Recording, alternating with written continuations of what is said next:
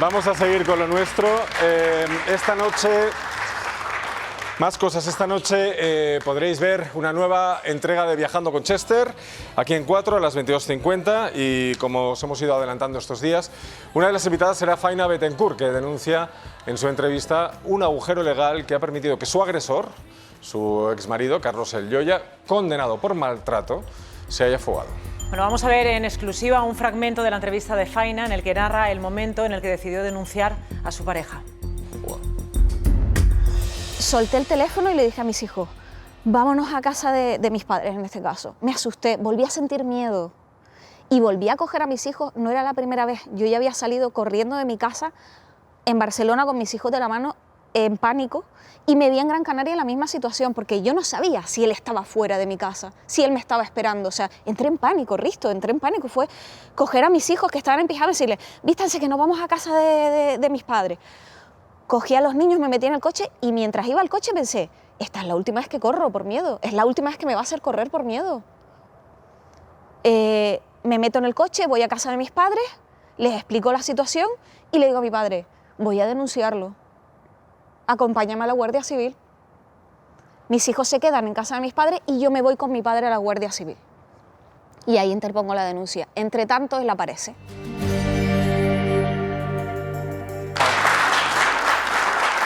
Eso es lo que denuncia esta noche Faina en el programa de Chester, Viajando con Chester esta noche. Y queremos hablar con Gregorio Gómez, que es cofundador y secretario de la asociación Alma contra la Violencia de Género. Muy buenas tardes. Buenas tardes, Risto. No sé si has visto este pedazo que hemos puesto ahora de la entrevista. Sí. Cuéntame, ¿qué opinión te merece?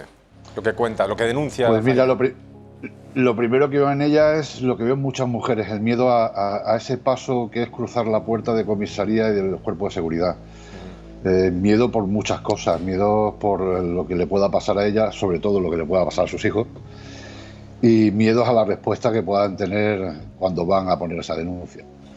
Y luego, pues bueno, lo que habéis estado hablando estos días, lo que ella viene denunciando es muy habitual, no solo en temas de violencia de género, estamos hablando en cualquier condena. Si el juez no ha estimado oportuno poner unas medidas cautelares, como es el ingreso en prisión preventiva, pues, oye, tienes 10 días, somos demasiado benévolos. Claro, es que ese es el problema. Cuando uno es presunto, el juez no tiene esa opción. El presunto se va directo al calabozo. O sea, en cuanto hay... Tampoco. No es cierto eso. Si alguien te pone una denuncia, esto es lo que denuncia Faina, y yo, bueno, no soy experto en la materia, tú mucho más que yo, pero lo que denuncia Faina es, a ti alguien te acusa de maltrato y esa noche la duermes en el calabozo. No tiene por qué. ¿No? Solo dependiendo de la hora, dependiendo de las circunstancias, del riesgo que pueda tener la víctima. Pero eso es una creencia que todo el mundo piensa, que una mujer cuando denuncia a un hombre por malos tratos automáticamente va al calabozo. No, lo que pasa es que la denuncia de la mujer viene durando de 3 a 4 horas, mientras ella ya está denunciando, ha dado los datos de él, la policía o la Guardia Civil está buscándolo. Correcto. Si lo encuentran, él va al calabozo hasta que le tomen declaración. Vale, bien, exacto. Entonces, hasta que hay una declaración. ¿Le toman declaración? El juez ahí todavía no ha intervenido. No, es la policía, le toma declaración y en función de los riesgos que pueda estimar la policía, lo dejan suelto o pues se espera ahí al día siguiente al juicio rápido. Claro, y entonces después sí que tiene la potestad del juez de decidir o no, en caso de que haya esa condena, decidir o no si hay prisión preventiva o no en esos 10 días en los que al final se le envía el papelito. Eso es lo que ella denuncia, que a mí me llamó muchísimo la atención, Gregorio. Mira, hay que tener, es que es denunciar, es demencial.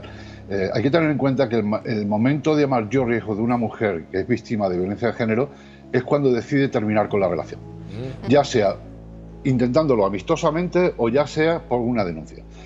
Ahí todo lo que es las alertas se tienen que disparar. Claro. El problema está en que en la valoración de riesgo que se hace a la víctima de violencia de género, todas empiezan de riesgo cero.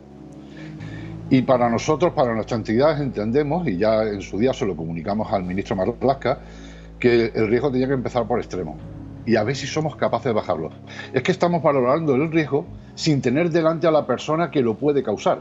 Es decir, yo puedo llamar a mi mecánico y le digo, arréglame el coche que tiene algo. Bueno, me lo tendrás que traer, lo tendré que ver.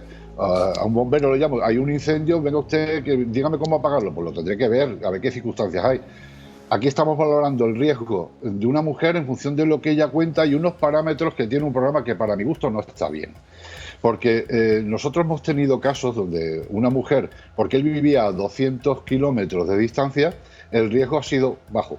Cuando el vídeo que había mandado era con una motosierra, un bidón de gasolina y un bidón de obra donde decía que la iba a matar y la iba a descuartizar y le iba a quemar.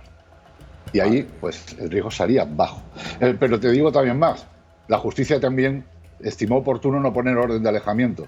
Menos mal que se recurrió y otro juez sí pudo estimar que esa mujer estaba. Claro, pero tú dices, menos mal que se recurrió, pero ¿cuántos días pasan? O sea, el problema aquí estamos hablando de un tema temporal. Y como ella misma me decía, que supongo que algún caso conocerás también, decía, claro, mientras esto está ocurriendo, el agresor está suelto y ¿quién te dice a ti que no se te presente en tu casa? Ella tenía miedo precisamente por eso. Y dice, ¿y eso que vive en una isla? Que han considerado que el riesgo era bajo porque vivía en una isla. Y dices, bueno, ¿y quién le impide a este señor plantarse ahí? Ni que no se pudiera ir a la isla en un vuelo en 1 hora. Vamos, o sea, y ese es Verónica, ¿tú cómo lo ves? Pues que estos temas, sinceramente, ya sabéis que a mí me tocan muy hondo porque efectivamente las mujeres tienen que saltar varias barreras, ¿no?, cuando están sufriendo violencia machista. En primer lugar, ese tabú social de ir a denunciar a tu pareja, porque lo primero que se encuentran es ante muchas miradas que no las creen. El otro día leí el libro de Gemma Peñalosa, que lo recomiendo, ¿no?, que se llama Fuego, de un caso real, una violación, en este caso de una menor de 13 años en Alicante, que desencadena algo tremendo, ¿no?, y que lo recomiendo porque socialmente se tiende, por ese machismo estructural, a negar, a cuestionar la palabra de una mujer. Si consiguen superar esa barrera e ir a denunciar, luego se encuentran con estos trámites burocráticos, ¿no? Uno, que no saben cómo funcionan, nadie te dice ni te garantiza tu protección en todo momento, porque como bien estamos hablando, los procesos no son claros. Y luego, cuando finalmente un juez o una jueza decide imponer una sentencia, están estos 10 días donde, insisto, si un hombre quiere matar a una mujer, no hay policía en este país para vigilar a todas las mujeres que tienen una orden de alejamiento, aunque a veces ni siquiera se imponen porque se valoran riesgos bajos y dicen, no, como tú vives en una isla, no te preocupes. Perdóname, no hay nada más peligroso que un machista motivado. Bueno, ella además me habla de, Gregorio, supongo que te sonará esto, ella me habla de 3 enemigos en el proceso que ella ha vivido, ¿no? Lo veréis esta noche en completo, pero ella habla de la vergüenza, claro, la vergüenza a la hora de denunciar, la vergüenza del qué dirán, la vergüenza de la primera agresión que se produce en público y ella diciendo, espero que no me hayan visto, como si ella hubiera estado haciendo algo vergonzoso. La segunda es la culpa y la tercera es la pena. La pena de ahí, pobre chaval que al final igual es verdad que no sé qué. Son los 3 enemigos internos contra los que ella tiene que luchar. ¿Te suena esto, Gregorio? Yo añadiría el miedo, es el que le veo que falta. El gran enemigo, el miedo, correcto. Exacto. Es que hay que tener en cuenta que todo maltratador cuando empieza a ejercer su violencia no es el primer día, todo al principio es muy bonito. Poco a poco va limando la capacidad de la mujer y le va quitando capacidades para poder tomar una decisión. Entonces, eso que conlleva, pues la dependencia emocional, todo eso que hemos aprendido cuando pequeños, lo que se le enseña a las mujeres también influye, ¿no? Porque la culpabilidad, el sentimiento de culpabilidad, pues todo eso es como si le pusieras los pies de cualquier mujer en un contenedor y lo llenaras de cemento. Para sacarlos es muy difícil. En el ámbito rural, has hablado del qué dirán, en el ámbito rural eso es tremendo. ¿Por qué? Porque cuando una mujer llega al cuartel de la Guardia Civil, si entra, todo el pueblo sabe a qué va. Es decir, todo el pueblo sabe lo que está pasando, pero nadie hace nada. Entonces, luego tenemos casos, como el más famoso, ¿no?, el de las manadas, la culpabilización que se hizo de esa chica como si ella tuviera culpa, ¿no? Yo siempre digo que mi hija puede ir si quiere por la calle desnuda, que nadie tiene derecho a tocarla. Lo único que le podrían poner es una multa administrativa, punto. Pero ¿qué pasa? Que esa educación en la que nos criamos, esos mensajes continuos que nos llegan en muchos ámbitos, Mira, una cosa que últimamente está muy de moda es en el Congreso de Diputados la violencia verbal.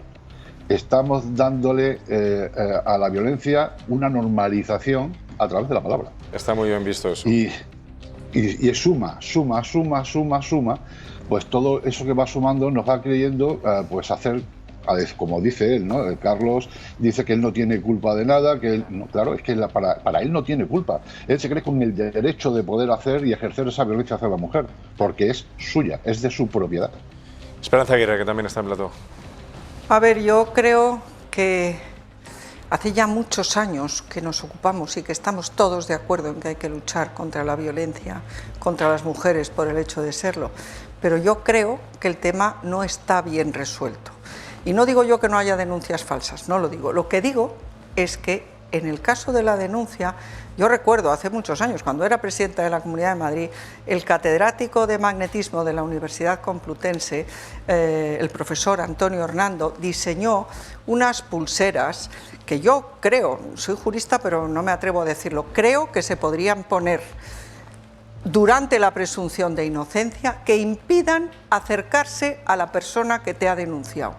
Esas pulseras existen, el país lo publicó hace poco, están diseñadas. Eso creo yo que habría que hacer algo para impedirlo, porque es que no paran de crecer los casos de violencia. Dicen, no, es que han aumentado las... No, es que hay muchos casos de violencia de género y pienso yo que no está bien resuelto. Si tenemos esa cuestión técnica, que le pones la pulsera que no se la puede quitar, se la pone, no sé, la Guardia Civil, el juez, el que se la tenga que poner, y no puede acercarse. La orden de alejamiento se cumple, porque la mayoría de las veces no cumplen la orden de alejamiento. ¿Son esas pulseras que luego el mismo agresor tenía que cargarlas porque no se descargaba la batería? Es que esto ha salido publicado y yo aluciné. Os puedo aclarar... A ver, sí, adelante. Mira, las pulseras de alejamiento, la única persona que las puede interponer es un juez.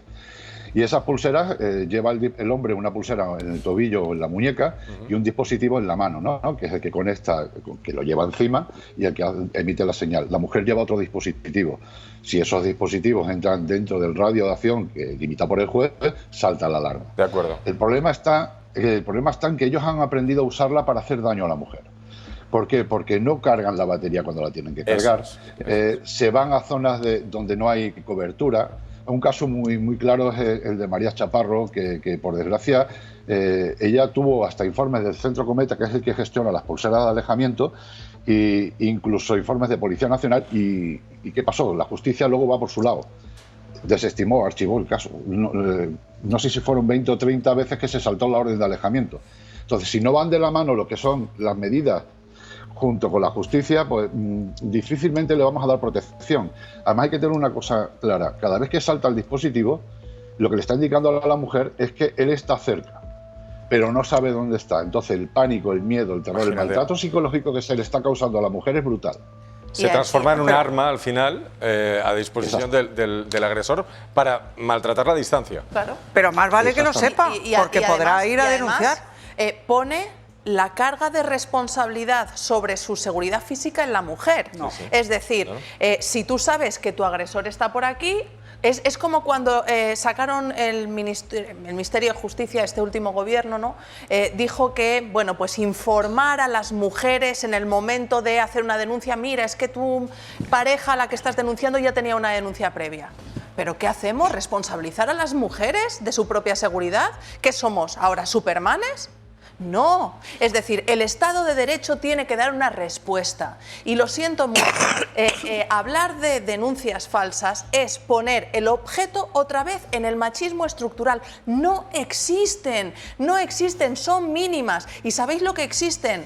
Jueces que no interponen órdenes de alejamiento y policía que no protege lo suficiente, no porque la policía no quiera, sino porque no hay recursos suficientes para proteger a las mujeres de sus agresores. Tenemos que irnos un momentito a publicidad. Gracias, Gregorio, muchísimas gracias por atendernos. Esta noche nos vemos en Viajando con Chester. Nada, unos minutitos y seguimos con más temas.